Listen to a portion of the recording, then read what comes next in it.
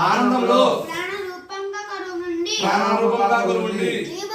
ఈ భూమిలో సకల